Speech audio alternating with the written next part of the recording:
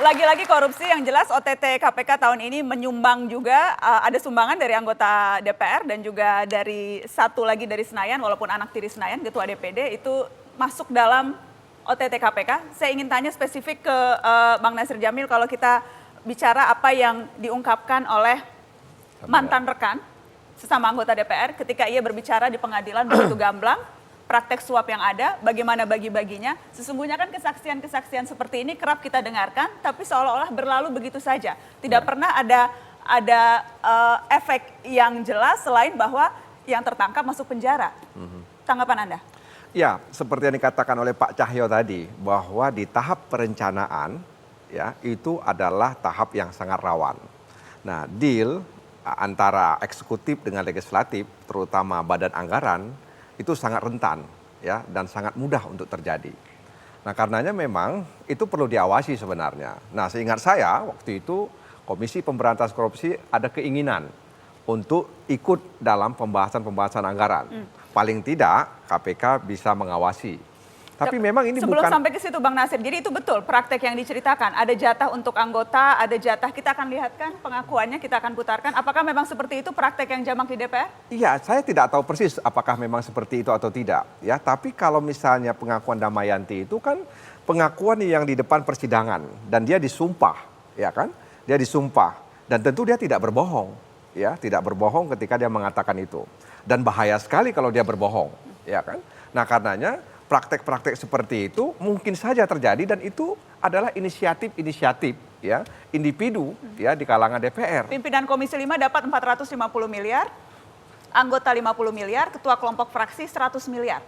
Ya karena saya Komisi 3, Nana, jadi saya tidak begitu paham apakah benar Komisi 5 itu mendapatkan seperti Tapi yang... menurut Anda kalau di sidang, disumpah tidak mungkin bohong, berarti betul? Ya, kalau misalnya berbohong, ya berarti dia bisa melanggar sumpah dia. Begitu. Anda kaget tidak mendengar pengakuan ini? Ini waktu itu mengagetkan banyak orang. Anda sebagai anggota DPR kaget atau ya memang sudah begitulah? Ya tentu kaget dong, ya. Karena apa? Karena ini kan menyangkut katanya dana aspirasi. Sebenarnya tidak ada dana aspirasi. Di DPR itu nggak ada dana aspirasi. Saya tidak tahu juga dari mana dana aspirasi itu, ya.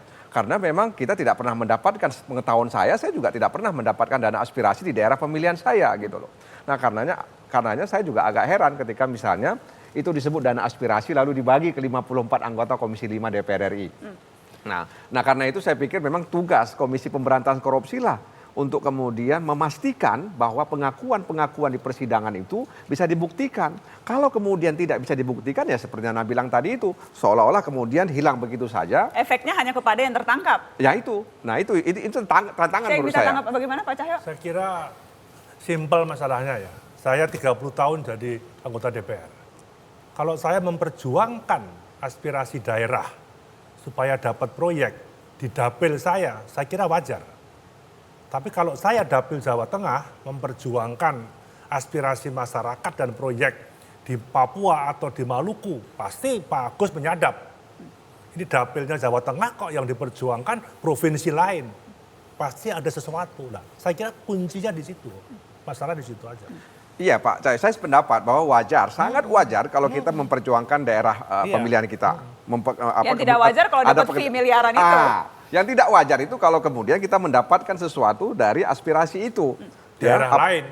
Ya, apalagi kalau kemudian pekerjaan itu ya merugikan banyak masyarakat, kualitasnya dan lain sebagainya. Jadi memang ya bisa jadi karena mereka merambah ke daerah lain sehingga kemudian menjadi kecurigaan. Problemnya barangkali begini, karena dana aspirasi itu sendiri kan harus disetujui secara kolektif.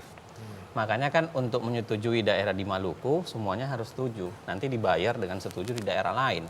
Nah menurut saya problemnya sendiri sebenarnya adalah bahan dasarnya adalah dana aspirasi. Pemahaman saya soal dana aspirasi itu tidak berkaitan dengan negara yang menggunakan sistem pemilu proporsional. Biasanya dalam sistem distrik iya, karena dana aspirasi itu langsung untuk membangun distriknya. Tapi ini berarti modus yang jamak, modus yang memang sudah kerap kali terjadi, modus yang memang akhirnya terus berulang, Pak Agus? Makanya kalau kami kan mengusulkan sebenarnya begini, kalau pengawasan hanya oleh KPK sendiri itu belum mencukupi. Kalau saya pikir yang saya usulkan ke pemerintah beberapa kali, pembahasan antara DPR dan pemerintah ini ini sebaiknya rakyat semua mempunyai akses untuk bisa ngawasi. Ya, jadi kalau saya bahkan pengennya sebetulnya usulan dari pemerintah ke DPR itu sungguh sangat detail.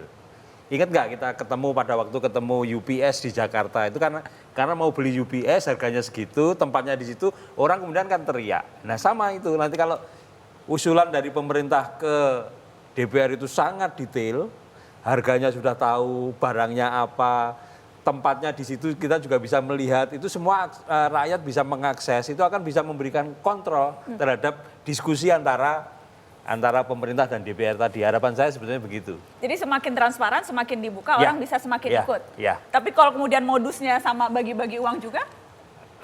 Ya bagi-bagi uang kan pasti dibebankan pada harga. Kalau kemudian harganya jauh lebih tinggi dari harga pasar, rakyat kan akan teriak. Jadi kontrolnya sebenarnya di situ. Tapi memang karena korupsi itu dilakukan secara tersembunyi, ya. Dia nggak mungkin terang-terangan, itu bukan korupsi namanya.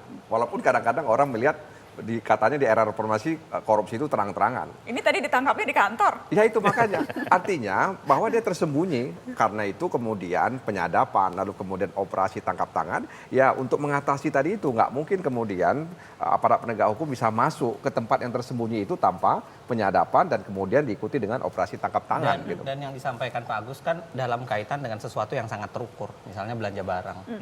Tapi kalau misalnya proyek perbaikan jalan yang itu jauh lebih abstrak sebenarnya, bukan belanja barang langsung dalam bentuk barang. Menjadi semakin Biasanya sulit pengawasannya. Semakin sulit, walaupun ada KPK di situ, walaupun publik dibuka, tidak menjamin sebenarnya karena biasanya kong kali kongnya diambil di belakang sebelum masuk di dalam pembahasan.